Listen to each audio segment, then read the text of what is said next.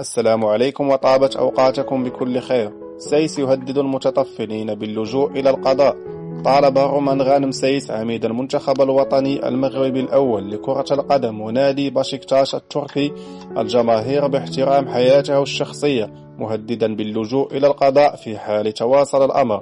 وقال سيس في رسالة نشرها عبر خاصية الستوري على حسابه الشخصي بموقع التواصل الاجتماعي إنستغرام: أولا وقبل كل شيء أود أن أشكر جميع من ساندنا في الفترة الأخيرة في بطولة كأس العالم، فما حققناه كان نتيجة تشجيعاتكم ووقوفكم بجانبنا.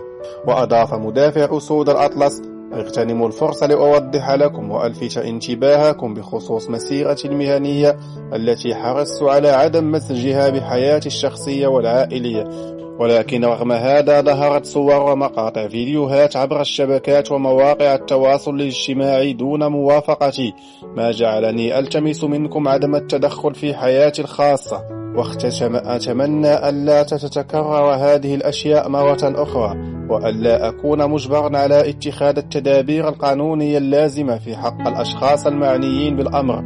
وأنوه بأنني دائما سأستمع إليكم وإلى نصائحكم واقتراحاتكم في سياق أنشطتي الرياضية فقط، لكن بمجرد خروجي من الملعب أريد أن أكون قادرا على الاستمتاع بحياتي بسلام برفقة عائلتي مثلكم جميعا.